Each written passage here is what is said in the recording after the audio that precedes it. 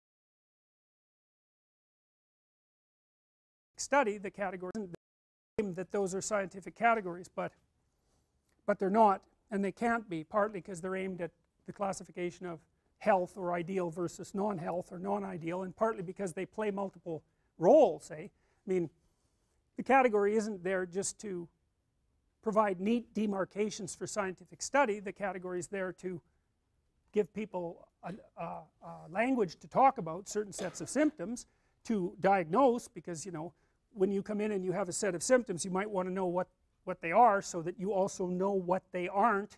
It's really a relief often to find a diagnosis. And then of course the diagnosis has certain implications for treatment and for billing and for all of that, so the category has to play all of those roles. So there's multiple types of category, and the categories that we're talking about in relationship to mythology aren't scientific categories. They're categories about the world construed as a place to act. So here's a way to think about it. You're always looking at the world through a framework of reference, and you have to do that because there isn't very much of you. You can't see the whole world at once, and in fact the amount of the world you actually see is so small you can't believe it. The central part of your vision is zipping around, producing a pretty high resolution representation of exactly what you're looking at, but outside of that center, like if I look at you, I can't see her eyes. I can see her glasses, but barely. I can't even tell whether you're male or female. The person past that, I can't see at all. Now you don't notice that, you don't notice that you're that blind, because your central vision is always popping around, illuminating that tiny space. But you're so damn blind, it's just mind-boggling. And I'm sure some of you have seen the Invisible Gorilla video, where a gorilla comes into the video and you don't notice, which is somewhat shocking because you would think that you would notice a gorilla. But what happens is that you actually don't notice something unless it interferes with what you're doing. And because what are you going to do? Notice everything? You can't do that. You can hardly notice anything. So what you do is you pick something to focus on. It's usually something that you value, because why else would you focus on it? So that means that your value system determines the direction of your perception. Bloody well think about that for a minute. That's a Buddhist idea, right?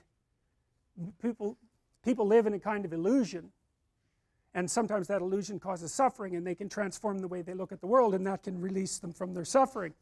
But the idea that you do live in an illusion, well, I don't know if it's exactly an illusion, but you certainly do live within a framework of perception that's determined by your values. Now that is so weird, because we never think of the world as something that reveals itself through our values. But of course it does, because you look at what you want.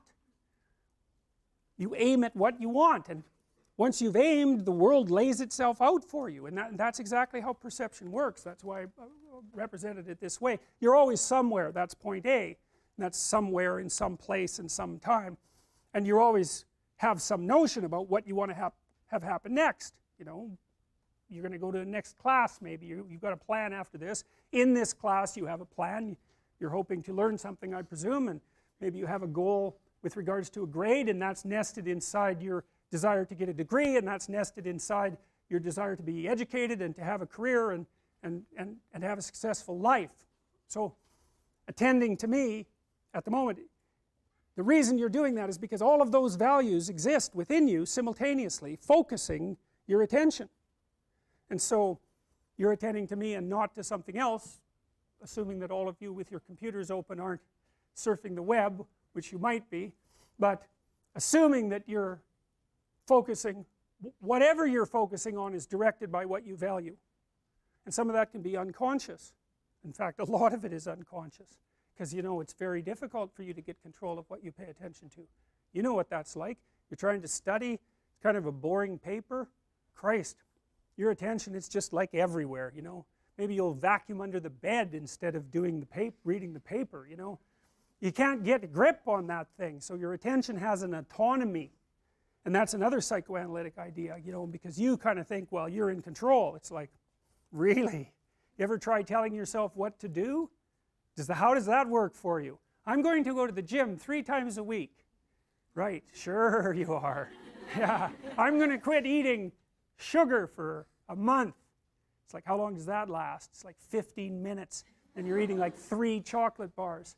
So this is Freud's central insight, I would say. You're an autonomous group of spiritual agents, let's say, personalities, and they don't really get along very well. And you, the ego, we'll say, is by no means necessarily in charge.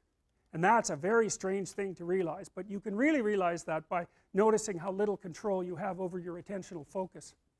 Okay, so you've got your point A, you're going to point B, you're always doing that, you inhabit a structure of value, and it changes what the point A is and what the point B is, but the structure itself doesn't change. And when you're looking at the world, what you see is not objects, you see tools, and they make you happy. Those are things that facilitate your movement forward. And you see obstacles, and those are things that make you unhappy. And when you encounter an obstacle, one of the problems is, well, you don't get to where you're going, and that's a problem. But the other problem is, if you encounter an obstacle, the frame might be wrong, right? Because you never know. It might be just something that you could detour around real easily, might be a fatal flaw in your whole plan. And so obstacles have this dual nature. They get in your way, but they can also take your plan down.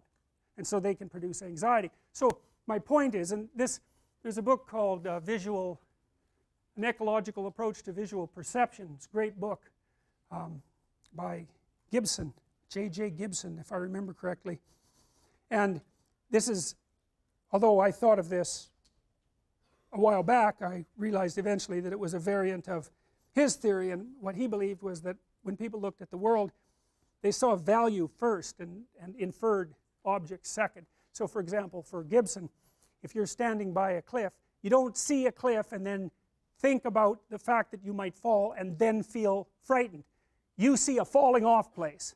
And part of the seeing of that, part of the act of seeing is being afraid of that. Because your eyes are connected right to your emotional systems.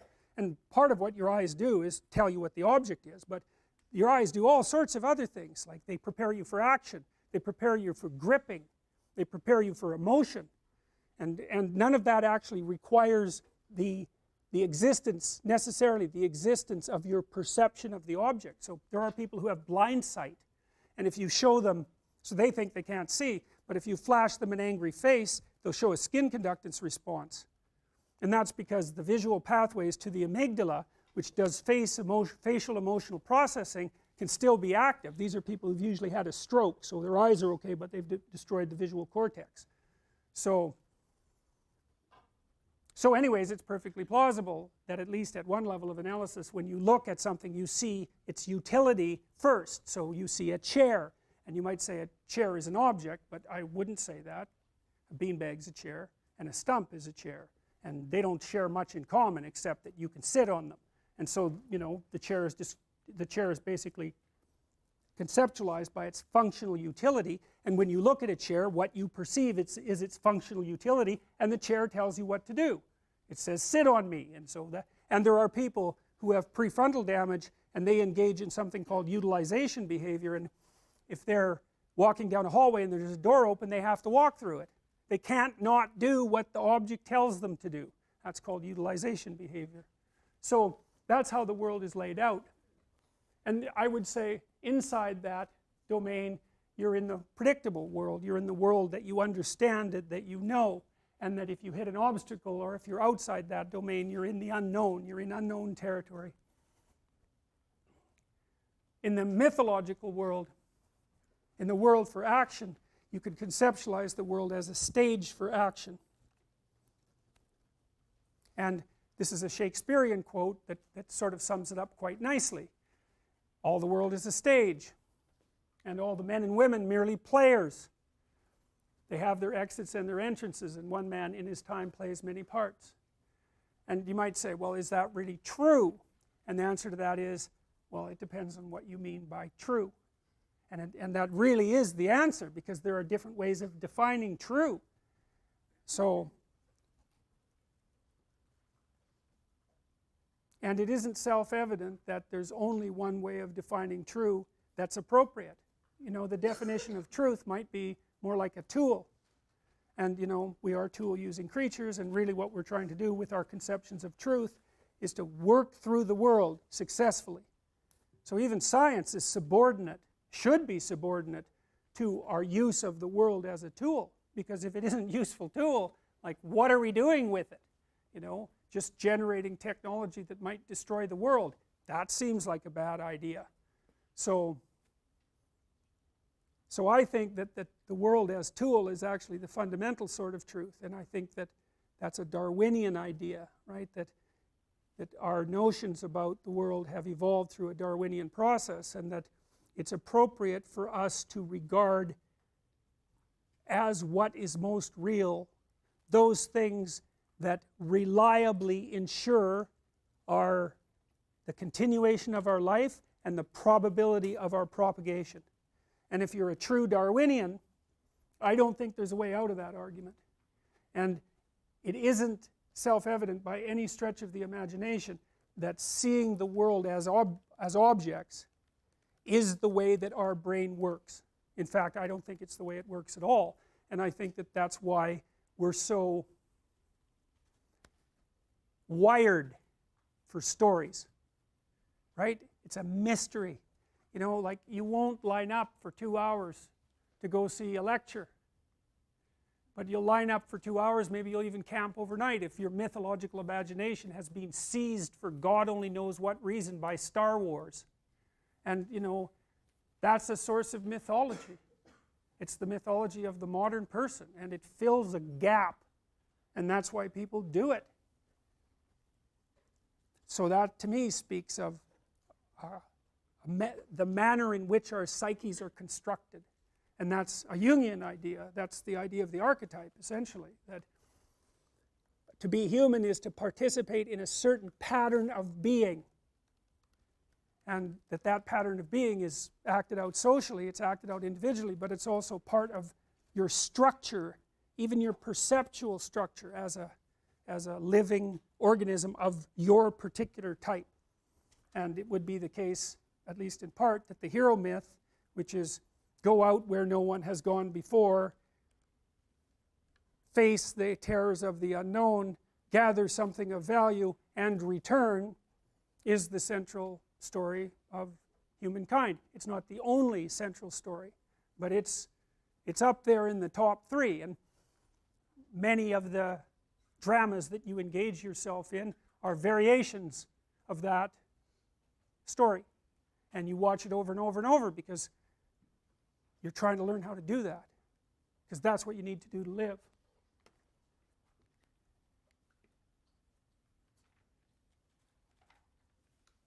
Okay, here's an idea. What's common among people? Well, we're self-conscious, so we know of our own existence, and we know of our own limitations. And so that means that we have a certain innate terror and fragility. Our existence is a problem to us. And in some sense, what we're trying to do when we search for meaning is to search for a solution to that problem. And that can be security, but it can also be mode of being, you know. And so, for example, being engaged in something worthwhile seems to be a good medicine for being fragile, you know, because you think, well, I'm doing this, it seems worthwhile, and the fact that there's a price to be paid for it and that things could befall me that aren't good, I'm willing to put up with that because what I'm engaged in seems to be of sufficient significance to justify all that. We all become self-conscious and we're all trying to do something about that, figure out how to deal with it. So there's a landscape that we inhabit, I would say, within which that takes place. So there's a human being, self-conscious, doomed to tragedy, and doomed to be aware of that. The human being has two elements, and that's the element that seeks the good, and there's the other element that seeks, I would say, revenge and destruction. And we have our reasons, you know. If something tragic happens to you, it's tragic and unfair, and it really brings you low, the probability that you're going to become resentful and want revenge is extraordinarily high, and no wonder. And you know, the archetypal representation of that is evil itself, and the archetypal representation of the good that you could do is the hero. And so those things inhabit us. They're permanent elements of the human psyche. And then what else is universal to us? Well, we live in a society, you could say, and that's deep, that's deep. It's not just human society. Like, we've lived in a society forever. So, you know, lobsters live in dominance hierarchies, and they use their serotonin system, at least in part, to keep track of their dominance position. And so you can use antidepressants on lobsters when they get defeated, and they don't feel so bad from being defeated in a fight. And so you just think about that, because antidepressants do the same thing to us.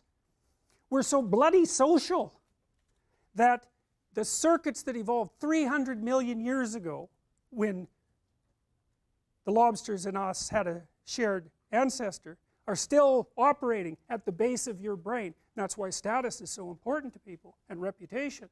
I mean, that serotonin system governs your emotional regulation. How people respond to you and what they think of you, man, that matters. That's why you're on Facebook all the time and checking your texts and obsessing continually about your online presence, assuming that you're doing that, and you know, contacting people frantically and seeing what the updates are. It's like, how are you held in the esteem of others? Very, very important, and that's because it determines your emotional regulation. It's really important. So we exist in a society, always, and the society has two elements. The tyrannical element of the society, that would be the tyrannical king, roughly speaking, a very common mythological theme. You see that in the Lion King too, right? Because that's Scar. And of course you see it in the real world with almost continually. And then the benevolent king, who is the source of all the good things about culture. You know, and you can see these things play out as mythologies in political terms. So I would say, for example, the continual harping about the oppressive nature of the patriarchy is part of a myth. And the myth is that society is oppressive. It's like, well, yeah, obviously, you know, because you have to be quite a bit like you, and you have to be quite a bit like you, even if you're not, so that you can get along, right? Everybody sacrifices a tremendous amount of their individuality to the common mode of being. There's a tyrannical element to that. But, you know, by the same token, it's the basis of cooperation and the stability of society. And the final element is, that's often represented in a masculine manner, by the way, society. And I think that's because our primary dominant structures, given the creatures we are, like chimpanzees, the primary structures of dominance are masculine. And then outside of what's known is the unknown. And we always have to contend with that. And it's wonderful in that it's the source of all new things, and it's terrible in that it's the place where all the things that destabilize you come from.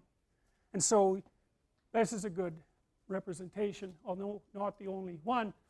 So that's the feminine nature, that's the masculine order, and that's the individual who's destined to suffer in the grasp of those two things. And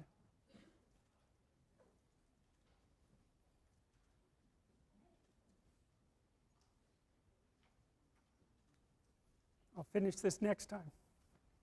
What have we got here? Yep. All right. Good enough. We'll see you next time. So today, to begin with, we're going to finish the last lecture, and then with any luck we're going to start the next one. They're thematically linked anyways. Well, you know, all the lectures for the next, well, for the whole course hopefully will be thematically linked to some degree, given that nominally they're about the same topic, but some are more tightly linked than others. So I started telling you last week about this idea of the voyage to the underworld, and I want to tell you a little bit more about that. Jung in particular conceptualized the voyage to the underworld as a journey into the unconscious, and the unconscious for the psychoanalyst is a place of fantasy and dream and implicit presupposition and habit, and that's all correct. You know, there is an unconscious, and it's perfectly reasonable to conceptualize it that way. The big difference, I think, between the psychoanalysts and the later more empirical scientists is that the psychoanalysts sort of envisioned your psyche as a place of living partial personalities instead of cognitive computational systems. You know, they took into account the fact that you're alive and that the parts of you are alive. And you know, there's a neuroscientist named Gazzaniga. I don't know how to say his name. Gazzaniga. That's wrong. Gazzaniga. Yeah, I think that's it. Anyways, he did some of the earliest experiments on split brains. And so sometimes if you have intractable epilepsy, which I wouldn't recommend, by the way, one of the surgical procedures for mediating its negative effects is something called you cut the corpus callosum, and it's a very large structure in the brain that connects the two separate hemispheres. And you know, it's not obvious why we have two separate hemispheres, although I'll tell you a little bit about why I think it is. But anyways, they do communicate. And what Gazzaniga demonstrated was that you could tell one hemisphere something without the other one knowing, that both hemispheres were conscious and that the consciousness was somewhat independent. Really strange. It's very makes very interesting reading. You know, because it suggests that fragments of ourselves, you can think of, you have fragments of yourself within you that are like low resolution representations of you, you know, and the psychoanalysts would think of those more as, they're kind of like one-eyed giants. That might be a way of thinking about it if you were thinking about it in a fantastical way. So there's the angry you, and you know, you've all come in contact with the angry you. It's rather rigid. That's the first thing you might say about it. It's impulsive and short-term. It doesn't think much about the past, unless it's bad things about whoever you're angry at, in which case it thinks about them a lot. It's not too concerned with long-term future consequences, and mostly it wants to be right. And you know, when angry you disappears and normal you, assuming such a thing exists, reappears, you can be perfectly shocked about how angry you behaved. And in fact, sometimes if angry you really gets out of hand, like it might in a battle, in a war, it might do things that you just can't imagine that you would do. And under those circumstances, you can reveal parts of yourself to yourself that are so foreign and so horrifying that it will leave you with post-traumatic stress disorder. Because it is the case that many, but not all, people who suffer from post-traumatic stress disorder, especially if it's battlefield related, get it because of something they did rather than something they saw or something that happened to them. And that's really worth thinking about, you know. I mean, there's a lot of weird potential nested inside people, and you know, you don't see it under normal circumstances because the circumstances are normal. And part of the reason that we like the circumstances to be normal is precisely so that we don't see those parts of people we don't want to see. And that's really worth knowing. It's really worth knowing, because that's why people are so identified with their culture and why they need a culture. You know, like the terror management theorist types, they kind of think of culture as a mechanism that inhibits anxiety, and they think about it psychologically, like it's something inside your head, let's say, and it gives meaning to events and stops you from collapsing into chaos and protects you from death anxiety. But that's not right. It's sort of right, but that isn't what your culture is. Your culture is a set of value-laden presuppositions that you orient yourself in the world that match the set of value-laden presuppositions that everyone in your culture has and acts out.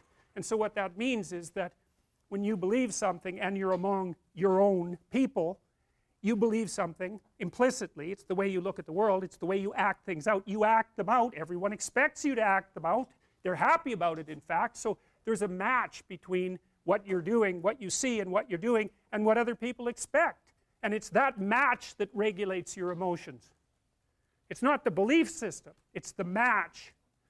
And so part of the reason that people are so tied to their cultural identity is because their cultural identity regulates their emotions. And in a profound way. Like, this is no joke, you know. I mean, one of the things that stabilizes human nervous systems is, well, imagine that you have a domain of competence. There's many domains of competence, and of course in some of those domains you're completely incompetent, but they may not matter because you don't go into that domain. So you have some area of specialization which you might think of as your sub-tribe, you know, your university students. And so some of you are lower status by the rules of the university game, and some of you are higher status by the rules of the university game, by the tribe. And so the higher status people tend to be the ones who fit into the academic environment, you know, and find it conducive to their mode of being, and who also do well, and their serotonin levels rise. And you know, the neurochemicals that moderate mood particularly are serotonergic. It's serotonin. It's lots of other things. It's an oversimplification, but that'll do for now. As you become dominant in a hierarchy, your serotonin levels rise. And what that means is that happy things make you happier and sad things make you less sad. It tunes your nervous system. So if you're down at the bottom of the hierarchy and you're failing, it's like, hey, hardly anything makes you happy and everything makes you nervous. And it's no wonder, because it's not very good down there. So the societal structure, which is an elaborated dominance hierarchy, regulates your emotions because of the match between your expectations and the behaviors of the people within that structure. And then your position within the hierarchy regulates the ratio, let's say, and the intensity between positive and negative emotion. So you mess with people's status at your peril, and you disrupt their culture. They don't like that. And no wonder, because when it's disrupted, they fall into chaos. And chaos isn't just anxiety. I mean, anxiety is bad enough, but it's not just anxiety, because when you fall into chaos, when things fall apart for you, of course you're uncertain and anxious because you don't know what the hell is going on, and you don't know where you are, and you don't know what to do. That's anxiety provoking, and maybe you can't even understand your past properly anymore. That, as I said, that happens when people get betrayed. And so you fall into this state where nothing is certain. The way you construe the world isn't certain, and even the way the world is no longer certain, because you don't know how to act, or your actions aren't working, and so the world is presenting itself as something that's chaotic. It's not just psychological. The chaos is a weird intermingling of the chaotic world and the chaotic self. I mean, that's what happens when you get unemployed. It's like, it's devastating, right? It's devastating to people. And you could say, well, that's psychological. It's like, well, yeah, but they're unemployed. That makes the world far more incomprehensible and uncertain. It's not just psychological. It's psychological, and that's bad, but it's also real, and that's even worse. And then those two things can spiral, which they often do, because, you know, if you don't set your expectations properly for a job search and assume that you're going to get 49 rejections for every interview, which you really need to know, because if you get 49 rejections, it's not because you're useless, it's because the baseline for rejection is 98%. And that's okay, because the base rate for rejection for everything is 98%, no matter what you do. But you need to know that so that you don't feel that it's like something wrong with you. And of course you only have to get it right once, then you have a job. It's a lottery, but you have to set yourself up. You have to think, okay, well, I'm going to look for a job. I need to, how many resumes can I tolerate sending out a day? You know, it has to be enough so you don't feel like a useless moron, and it can't be so many that you're overwhelmed by the burden. So, and I help people do this sort of thing all the time. So maybe you decide, well, you're going to send out 10 a day, and you're going to work 2 hours on it, and it's going to take 6 months. And then, you know, you got your parameters set properly, and you know what to expect in the world, and your emotions are regulated. And so, but the state of being unemployed doesn't just produce psychological consequences. So the distinction between the psyche and the world, in some sense, is quite arbitrary. And the psychoanalysts, I think, err too much on the side of the subject. They tend to think that too much of you is inside of you, and too little of you is outside of you. And part of the reason I believe that is because of my clinical experience. I love the psychoanalysts, man. They're brilliant, they're deep. They grapple with real problems, like with the problems, when people have real problems, and I mean profound problems, they're really profound moral problems. They're problems of good and evil, really. You know, there are things going on in their family that are so terrible that, well, that they're sometimes fatal. You know, lie upon lie upon lie upon lie for decades and decades and decades. It's awful.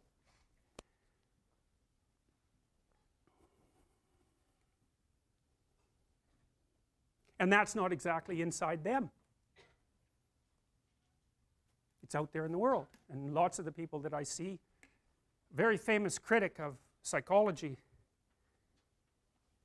I can't remember his name, but I probably will, criticized the practice of psychology quite effectively in the, I believe in the early 60s.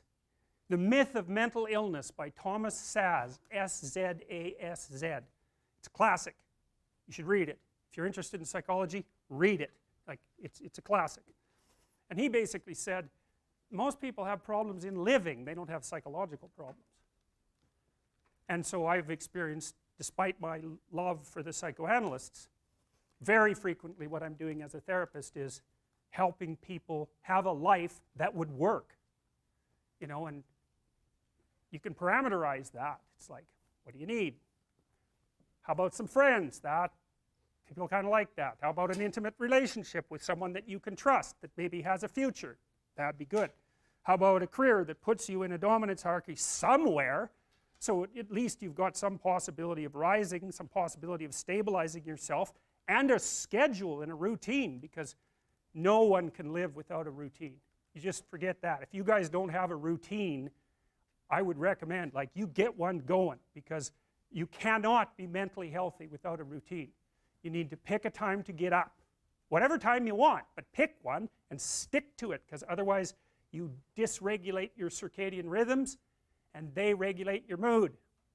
And eat something in the morning.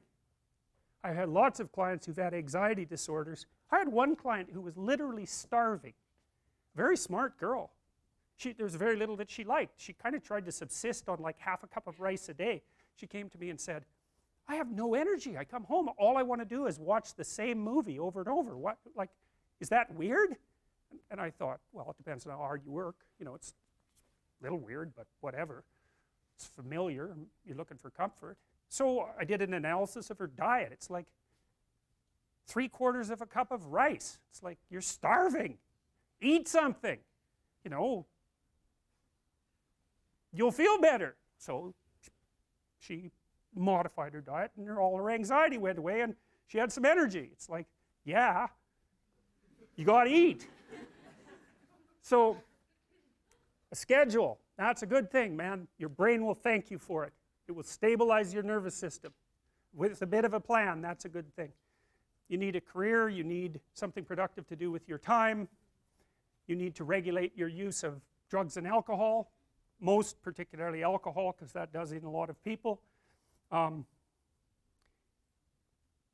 need a family, like the family you have, your parents and all that. It'd be nice if you all got along, you could work on that, that's a good thing to work on. And then, you know, you probably need children at some point, and that's life. That's what life is. And if you're missing, you know, you may have a good reason to not be operating on one of those dimensions. It's not mandatory, but I can tell you that if you're not operating reasonably well on 4, I think I mentioned 6, if you're not operating reasonably well on at least 3 of them, there's no way you're going to be psychologically thriving. And that's more pragmatic in some sense than psychological, right? Human beings have a nature, there's things we need, and if we have them, well, that's good, and if we don't have them, well, then we feel the lack. And so behaviorists, behavioral psychologists concentrate a lot more on that sort of thing. You know, it's practical, it's like strategizing, make a career plan, figure out how to negotiate, because that's bloody important, figure out how to say what you need, figure out how to tell the truth to people, figure out how to listen to your partner in particular, because if you listen to them, they will actually tell you what they want, and sometimes you can give it to them and maybe they'll return the favor, and if you practice that for like 15 years, well, then maybe you're constantly giving each other what you want. Well, hooray, that would be good. And then there's 2 of you under most circumstances, and it's better to have 2 brains than 1, because people think differently because of their temperament mostly. And so the negotiation is where the wisdom arises, and it's part of the transformation, the psychological transformation that's attendant on an intimate relationship, and one of the fundamental purposes of a long-term intimate relationship. Anyways, when that falls apart, chaos ensues, and that's why chaos is represented so continually in myths and stories. And I'm going to walk you through a bit of that more today. I talked about the story of Jonah. Now, here's something to think about. The internal representations of language meaning evolved partly from our pre-linguistic ancestors' knowledge of social relations. Like modern monkeys and apes, our ancestors lived in groups with intricate networks of relationships that were simultaneously competitive and cooperative. The demands of social life created selective pressures for just the kind of complex, abstract, conceptual, and computational abilities that are likely to have preceded the earliest forms of linguistic communication. Although baboons have concepts and acquire propositional information from other animals' vocalizations, they cannot articulate this information. They understand dominance relationships and matrilineal kinship, but they have no words for them. This suggests that the internal representation of many concept relations and action sequences does not require language, and that language did not evolve because it was uniquely suited to representing thought. Well, you know, you can think without language. Well, take the case of someone who's deaf and mute. They have no language. Well, they can operate in society. They learn how to represent other people, and they do that with image. Now, the postmodernists, who I despise, would be a reasonable way of putting it, have this proposition that there's no meaning outside language. And it's a powerful argument, by the way, but it's seriously wrong. There is a meaning network outside of language, and it's what language is grounded in, and that's this pre-verbal comprehension of the world. It's an embodied comprehension of the world. Animals have it. Lobsters have it. You know, this particular scientist, Seyfarth, talks about our shared history with, you know, higher primates. That probably goes back 20 million years, something like that. We split from the common ancestor with chimps about 7 million years ago. But, you know, lobsters have dominance hierarchies. They hardly have a nervous system at all, which is partly why they're studied quite extensively. And so they have a social structure, and they understand it. Like if one lobster, if you're a lobster, which would be quite a shock to you if it happened, and you were fighting with another lobster and you lost, you would remember that, and the next time you saw that lobster, you'd scuttle off somewhere else.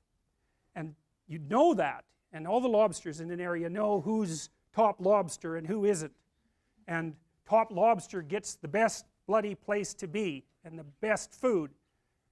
So this dominance issue, this cultural issue, you know, the fact that we live in a social environment is far deeper than people usually consider, and it's also worth considering, and this is what you might think of from an evolutionary perspective. You know, you think of natural selection as producing evolution, right?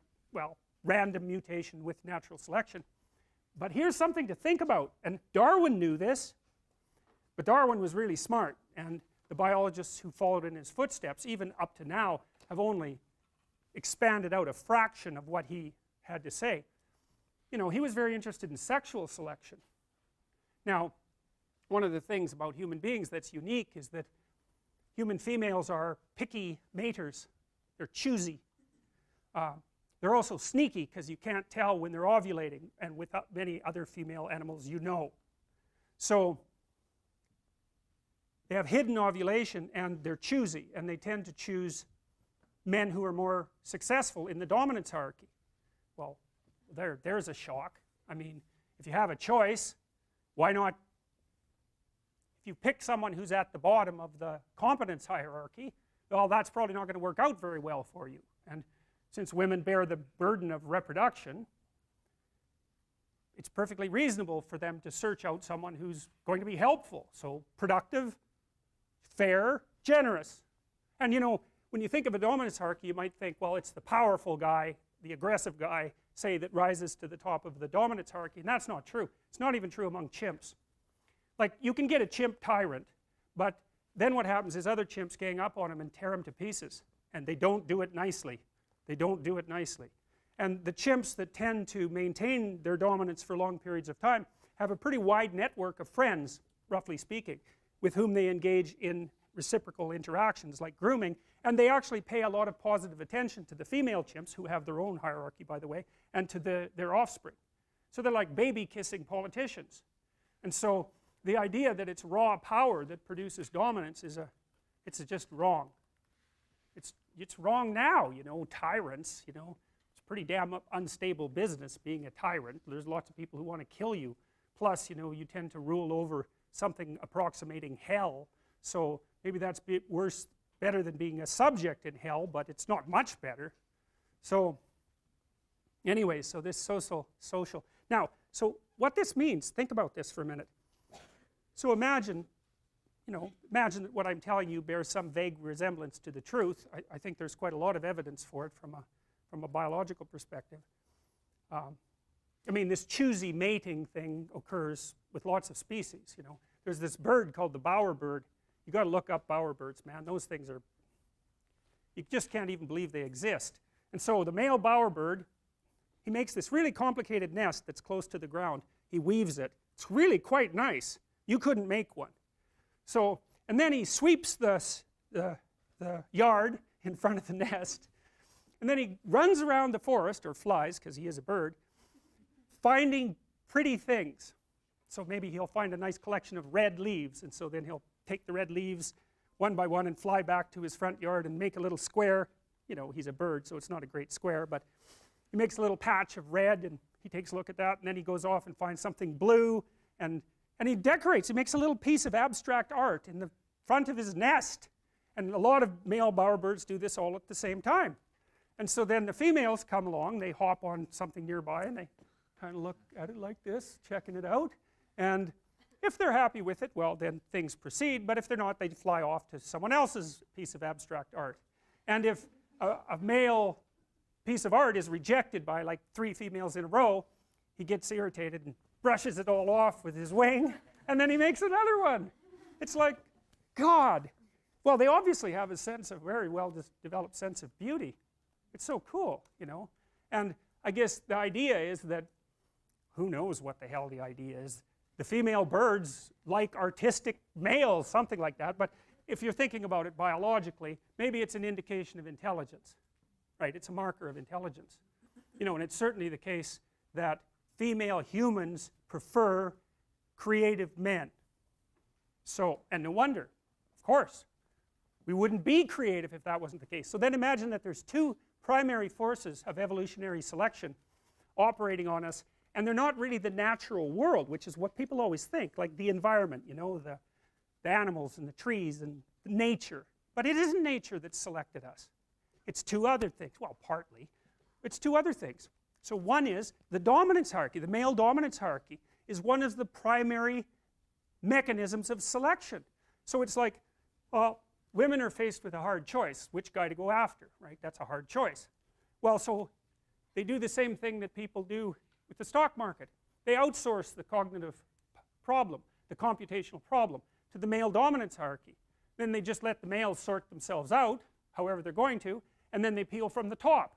And so what that means is the male dominance hierarchy itself is a selection mechanism, because if you fail at it, then you don't leave any offspring. And so what that means, at least in part, is that we have adapted to be better and better at attaining status in dominance hierarchies over God only knows how long a period of time. And that doesn't mean just power. You know, it might mean cognitive flexibility, because you could imagine dominance hierarchy A, dominance hierarchy B, dominance hierarchy C. Okay, so if you're really successful, you climb up dominance hierarchy A. Right, but B and C, no, if you happen to land in those, you'd just be a failure. So then you could say the ideal human being is someone who can climb to the top of a dominance hierarchy no matter what the dominance hierarchy is. Right, so we've evolved such that success across the set of possible dominance hierarchies is the target. And I think that's why we have general intelligence, because general intelligence is a general problem solving mechanism, and it's a single factor. Even like intelligence is a single factor. It's not divisible, despite what people like Robert Sternberg and Howard Gardner falsely claim. So, and then from the female perspective, females are the next gatekeeper, and that's why they're often Mother Nature. It took me a long time to figure this out. Why the hell is nature feminine in mythological representations? It's very, very, it's extraordinarily common. Mother Nature. You don't think of Father Nature, you think of Mother Nature. It's like, why? Well, nature brings forth new forms, so that's feminine. And nature selects. In fact, that's the definition of nature from a Darwinian perspective. Nature is that which selects. Women select their nature. And that's partly why far more men than you might think, like far more, are terrified of women. Because to be rejected as a romantic partner by a woman is to be classified as vaguely acceptable life form. No value in propagating it, though. Right, so it's a major, major rejection. And, you know, I've had dozens of clients, and many, many people write to me whose primary problem is that they're so terrified of women they can't even approach them. Very, very, very common. So, all right.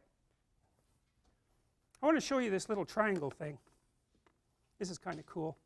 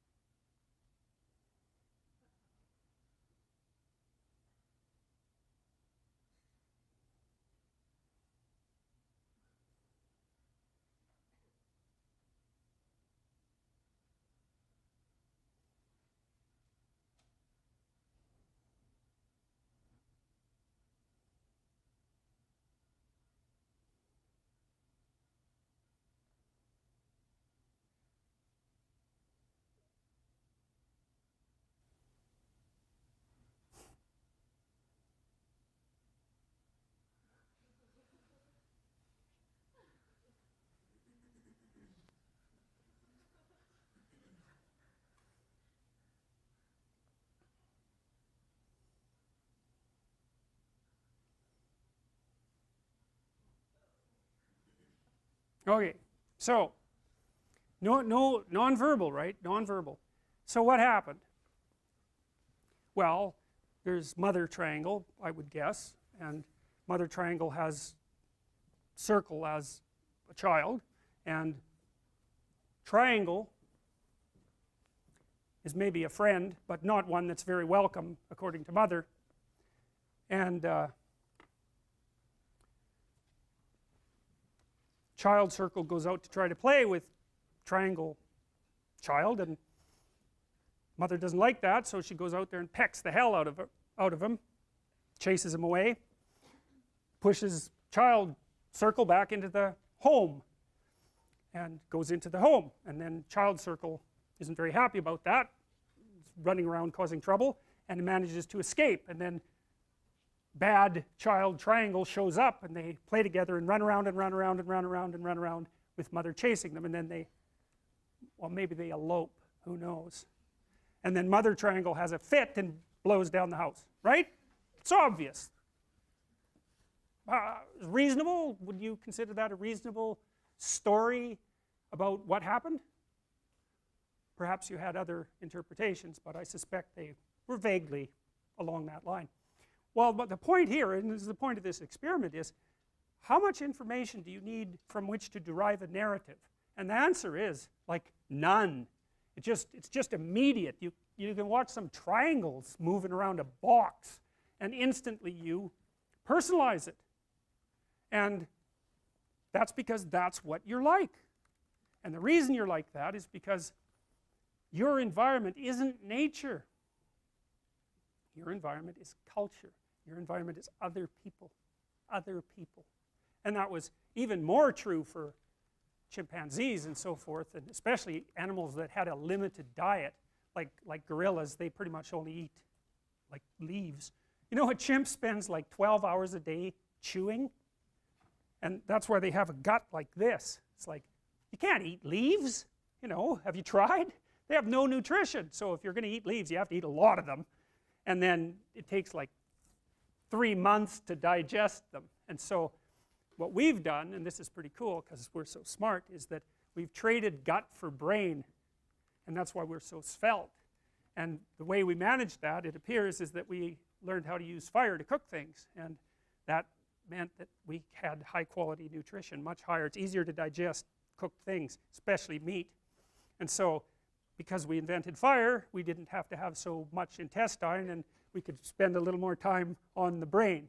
So human beings really are fire users. We invented fire, or discovered it, or whatever, mastered it, at least a couple of million years ago. A long time. So that's all pretty cool, as far as I'm concerned. So that's partly how you think. And that's naturally how you think. You think a certain way. And so we'll say that your fundamental architecture is social cognitive. You tend to view the world as if it's personified. And the reason for that is that the world in which you emerged as a being was primarily social, and what you needed to know was who's the big primate and who's the little primate and who's related to who. And you know, among chimps, if a big chimp is threatened by a small chimp, well, you know, the big chimp could just tear the small chimp apart.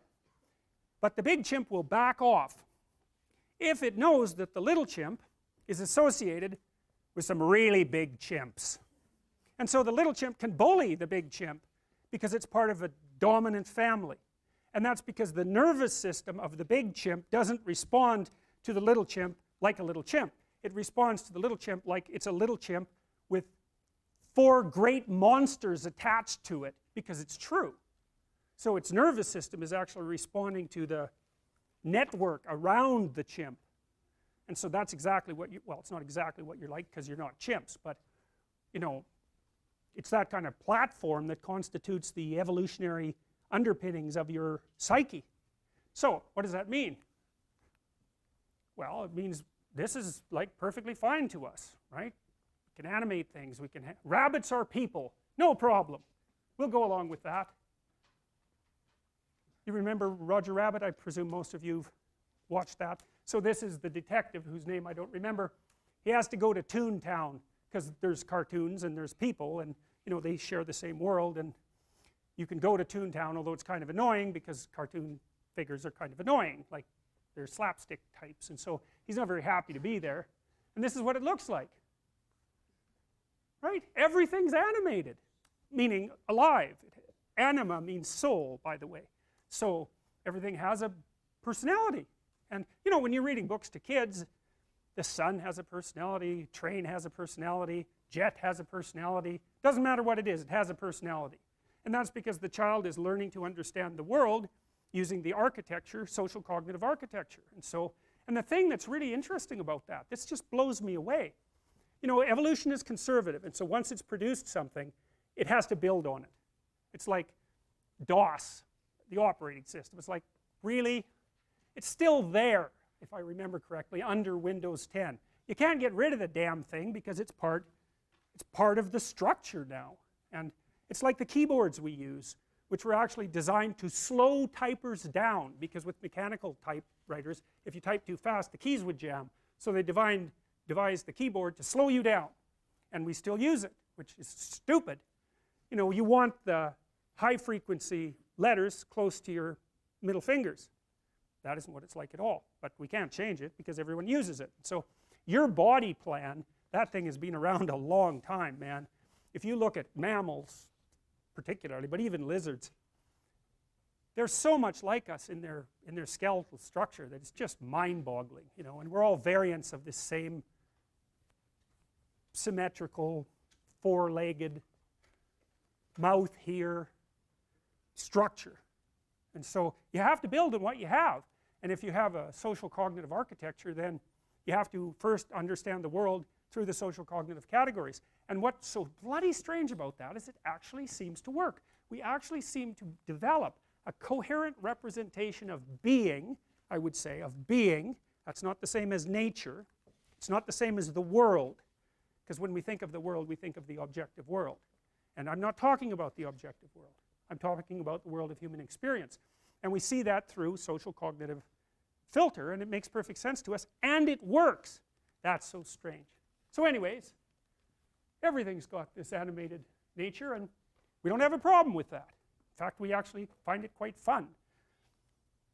You know, people go visit the Disney Toontown and participate in it and have fun with it. And so that shows you as well how natural it is for us to view things this way. You know, cars have faces, right? Designers know that. They know that. People don't want a car with 3 headlights. Because, like, who wants to associate with a 3-eyed monster? No one. It's like 2 eyes. That's something you could be comfortable with. And so cars have faces. You know, like the BMWs, the new ones, they really look cat-like, you know. And they have sexy curves. They do. They do. There's been MRI studies of that. So if you show men photographs of attractive women looking directly at them, there's a little part of their brain called the nucleus accumbens that lights up. Because to have someone look directly at you, especially if they have like a smile, is interpreted as an invitation to approach.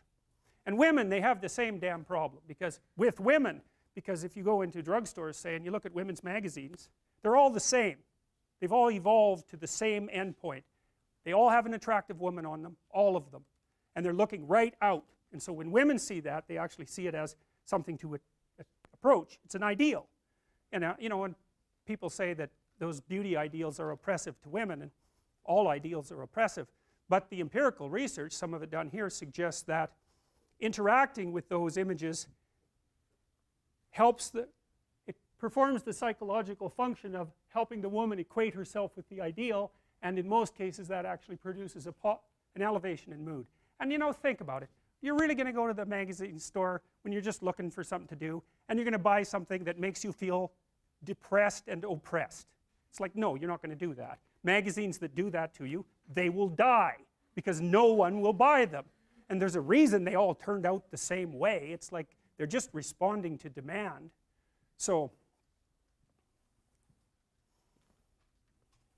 faces. Oh yes, with regards to the sexy curves. So, a woman's picture looking right at a man will produce this activation in the primary reward system. Cocaine produces the same response, and so do sports cars, especially curvy red sports cars. And so that's why you often see an attractive woman sitting on a curvy red sports car in an ad, because it's, you know, if there's an ad for beer on the side, it's like, hey, everything's perfect.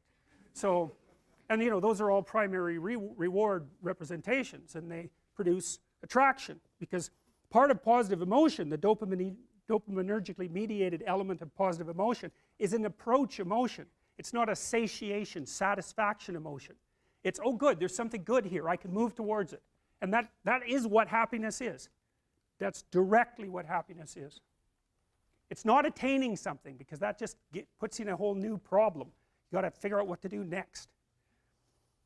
Alright, so I suggested to you that one of the problems that we have, the problem, I would say, is not what the world's made out of, but how we should be in the world, because we're alive. And how we should be, well, it's fairly straightforward. Not so much pain would be good, that'd be good. Not too much anxiety, hey, we're on board for that. A little pleasure now and then, some stability. Not dying, that's a big one. That's a big one. And then, let's say from the Darwinian perspective, propagating. And so that's what we're aimed at, and the reason we're aimed at that is, you just think about this, it's so amazing. So every single one of the relatives you have in your ancestry, every single one of them successfully produced a child who successfully produced a child all the way back to 3 billion years ago. It's bloody unbelievable. Like, the probability that you exist, well, it's 100% because there you are, but the probability of predicting that you would exist, you know, if you tried to predict it, it's like the chances that you're here are so infinitesimal that it's just absolutely mind-boggling. Think about that unbroken sequence of success over, literally over billions of years. God, it's amazing. And so you have to, obviously, you have to think that there's a pretty strong proclivity for that to happen. I mean, some of it obviously was necessity, but not only that. I mean, it's necessary that impregnated females have an infant. It isn't necessary that they keep it alive. So you can't account for that continuity merely from necessity. You have to interject at least a small amount of consideration that the care that's associated, especially with taking care of infants, because they're, you know, they're a lot of work. That's there too. It's in us. It's actually, I think, it's manifested in the personality trait agreeableness. Because it looks to me like agreeableness is one of the dimensions where men and women vary most substantially. Agreeableness looks to me like the manifestation of the maternal instinct. Now, men can be agreeable too, because, of course, male human beings take care of children. You know, if you're a grizzly bear, female, you just chase the damn male away because he'll kill your cubs. That's not so helpful. But they're not maternal at all. Quite the contrary. But, you know, human men are pretty damn maternal. They're not as maternal as women, on average. Although some women are less maternal than some men. Because, you know, the curves overlap. But on balance. How are we in the world? Well, we're aware of our own vulnerability. We're aware of our own shortcomings, let's say. And I think that's partly from being a social being. Because people are always signaling your shortcomings to you, to such a degree that you even signal your shortcomings to yourself. Because, well, you might as well fix them before someone else points them out. That's guilt and shame. You know, and Freud called that the superego. The superego is kind of like the internalized representation of the judgmental father. And culture, I think, is represented as a father figure, God the Father, let's say, because it's actually quite a bit like there is an all-seeing eye that's always watching you. It's a really, really intelligent way of conceptualizing it, because the group, which is more or less eternal, is watching you all the time, and it's judging you all the time. And we know that if you put people in a room and you put a big eye on the wall, you know, and you give them an opportunity to cheat on some little cheaty thing, you know, nothing too important. If they're in the room with the big eye, they're less likely to cheat if they're in the room with no eye at all. So, you know, and what do? You keep an eye on your kids, and the reason you do that is so they don't misbehave, and we keep an eye on each other, and so we have a representation of that, and as far as I can tell, we represent it as a transcendent figure of judgment. And it's like, yeah, it's, hey, That's a pretty good metaphor. So,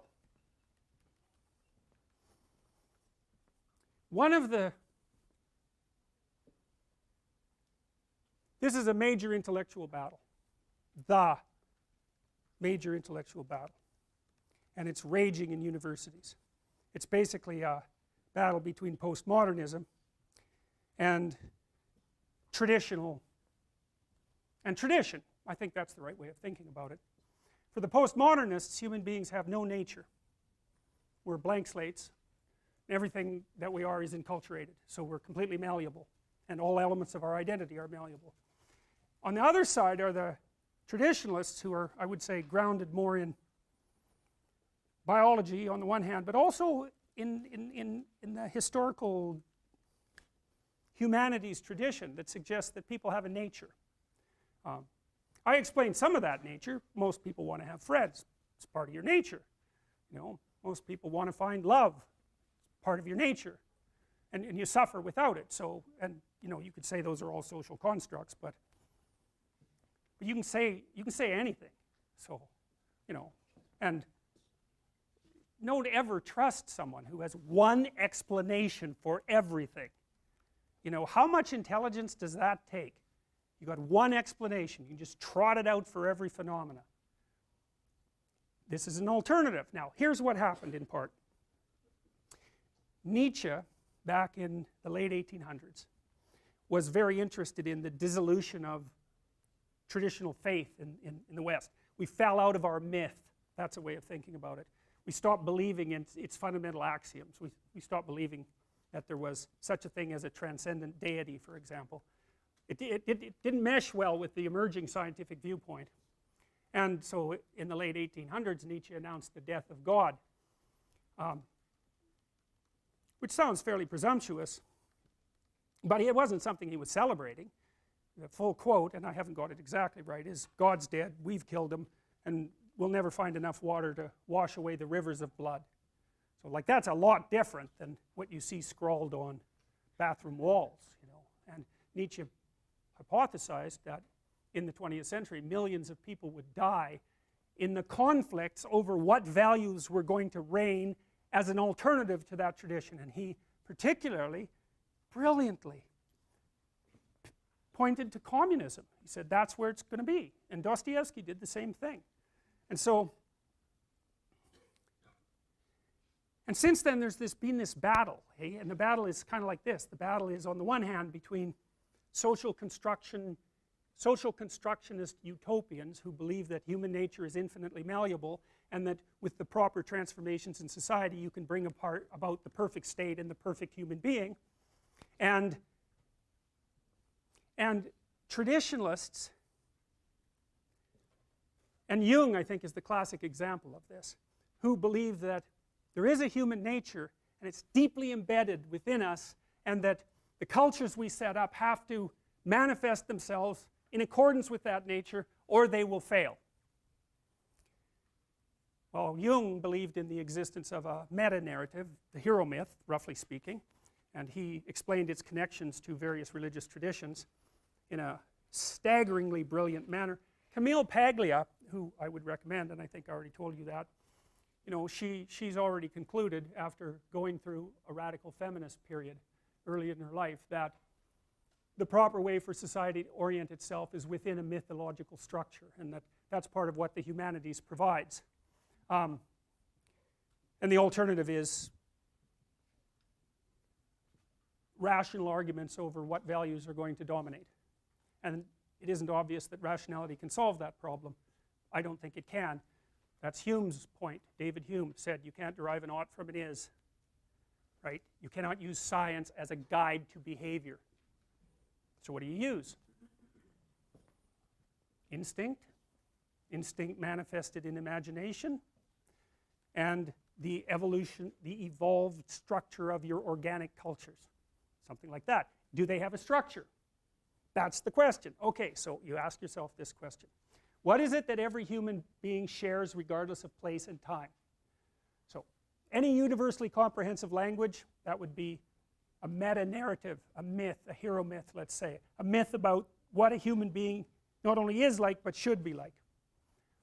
has to speak to us about those aspects of experience that we all share, because otherwise we wouldn't understand the damn story. Now we go to stories that we understand all the time, like Star Wars, and it really doesn't matter what country, you know, everybody gets it more or less. So obviously there's stories that we can understand, and mutually, you know, we understand love stories, we understand stories of conflict, we understand stories of betrayal, we understand stories of anger, and that's because we can feel jealousy, we can feel love, we can feel anger. It's part of you. It's right there. We even know where the circuits are, you know, and then you're like other animals. They feel it too. So very similar emotions as far as we can tell. So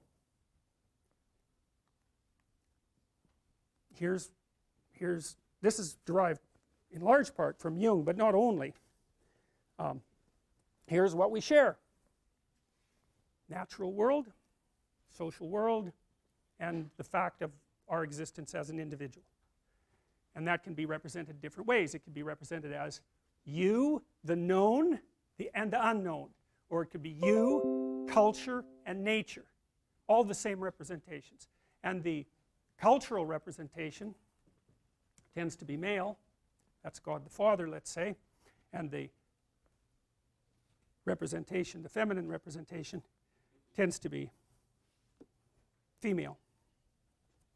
This is the known, the culture, Apollonian control, that's associated with the sun. Consciousness, the king, the patriarch, the plow, because it pushes up the earth. The phallus, obviously. Order and authority and the crushing weight of tradition. The wise old man and the tyrant.